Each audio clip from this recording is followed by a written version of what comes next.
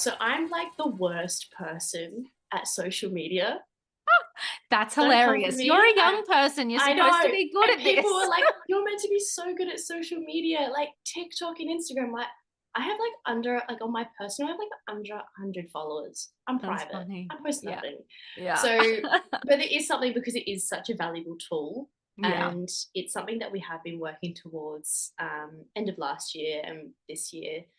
Like it's crazy to think like 8, 9 years in, we finally have a marketing plan for social Yeah. media. Yep. It's not just like oh, let's do a random post that's actually planned. And putting that into practice, it works. Um, and I can so see why people spend so much time, so much money into it, because honestly, that's what we're all glued to our phones. So Yeah. you're gonna see something, you're gonna see something on there. But yeah, we're getting there. We're I getting love there. it. No, and I love it too because I think we all do have that assumption where like Mm, you're e-commerce, you're young, surely you're like a TikTok queen. And you're like, meh, no, we've got there's absolutely other not. ways to do business. There is. And Yeah. I think maybe in my generation, I'm a bit more old fashioned in the sense of like I like meeting people, I do my Yeah. emails, but it is something that I do enjoy when I have the Mm. time. So that's why we do have Hannah, who's our amazing content and marketing girl, and she just helps us out with that, which is a lifesaver. Absolute That's lifesaver so for me. cool. I love it. It's so good. And it's just such a great like reflection that everyone's different in business. Everyone has Mm, their thing. You don't have to be, all over everything or love everything or make yourself love everything to yeah. have a successful business. No, you're so correct. Do you find that wholesale's bigger or e-commerce is bigger for you at the moment? It's interesting because it always used to be wholesale, and then we just had the e-commerce. I did its thing. Yeah. But then e-commerce is what really got us through COVID.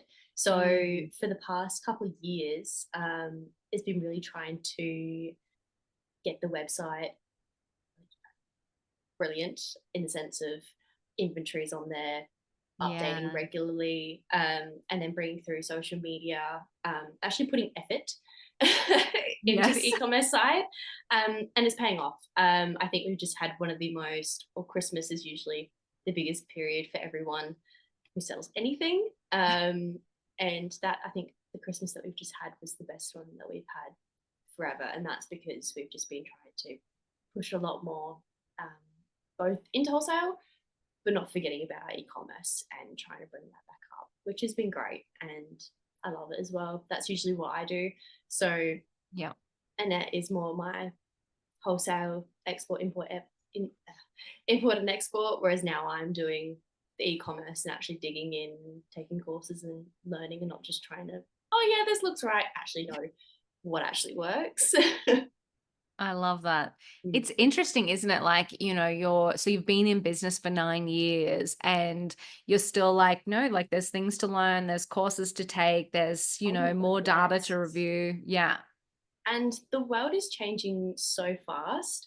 So like my customers my customers who I was targeting when I was 13 maybe the same a few now, but the target market that we have now is just crazy. It's well, pets is so big already, but you're finding how many more people are now conscious buyers. Whereas compared Mm. to back in 2016, oh, it's good to be sustainable. Oh yeah, solar power. Whereas that now there's grants to get solar power. Like there's a whole big push. There's no plastic bags. You can't get a plastic straw anymore. So it's definitely a Yeah. focus in a lot of people's minds, which is great for us because we've been trying to do this from the start. But it's like, yeah, and buyers are changing. Yeah, it's crazy. The world just moves so quickly nowadays, and sometimes it is a bit tricky to keep up and be a step ahead. So just sort of trying to even be there is, I think, the best you can do. Oh, it's so true. And it's a really interesting point. Like, obviously being sustainable is something that you've been doing from the start and have been Mm, passionate about from the start. It's funny though, like sometimes when you're first, you kind of do have to wait for the world to catch up a yeah. little bit. But also Yeah. amazing because if you're doing good things, the world will catch up eventually if you Mm, can stick it out. And then that's where you see that, oh, people actually now Googling sustainable XYZ. And so if you're yeah. already there, you've already got the website, the content happening, all that kind of stuff, like you start to, I don't know, get on more people's radar. I think it's really cool. Oh yeah, absolutely. It's I think we were doing like compostable mailers when I think there was only a couple of businesses doing them Oh, yeah. in Australia way back. And then there was, unfortunately, we ran out at Christmas time and we had to revert back to biodegradable, which is completely different when you think of compostable. Compostable is way better Mm, because then it's actually gone, whereas biodegradable still breaks down into a little something. And I yeah. had an email from a customer saying, "Oh, like I'm a little bit disappointed because there are compostable mailers and your products are amazing. And I love how they can all go back in the earth, but you're using a biodegradable like satchel." And I'm like, "I know, trust me. Like I would rather send out your order than use like a plastic bag, unfortunately, from like the post office or something, or make you wait for your order." So it's like, "Oh, Yeah. we actually use this and we use biodegradable tape, and you can remove that." And I'm so sorry, Wow. but yeah, it's really interesting because I probably would have never gotten an email like that, maybe even like 4 years ago still. Yeah, that's so true. Like it's interesting. Like I don't even know how it's interesting to think about how much people think about these things. Like I think about my Mm, orders that come from, a variety of different places. And now that you say that, yes, I know like the ones that use those particular compostable mailers, the ones that just comes in a box or the ones that it comes in like, yeah, you're right, mm, like the Australia Post satchel. yeah. And it is that I kind of, from me as a consumer, nobody hate me, but I probably don't think about it that much. Like I'm like, Mm, whatever it comes in is what it comes in. That's not why I buy it.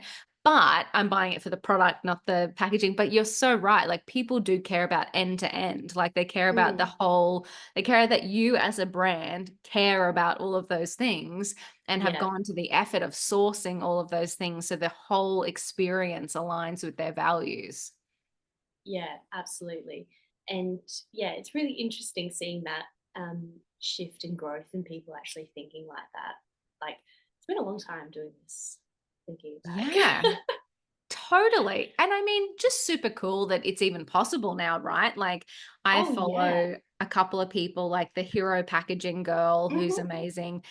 We Like, use her products. Yeah. oh, cool. Yeah. Yeah. It's and it's like, yeah, this exists now. Like if you want it, Mm. you can actually make that a part of your brand and a part of your offering.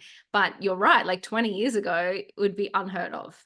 Oh, absolutely. I don't even know if it would have existed 20 years ago. Like, it was a rarity 9 years ago. Yeah.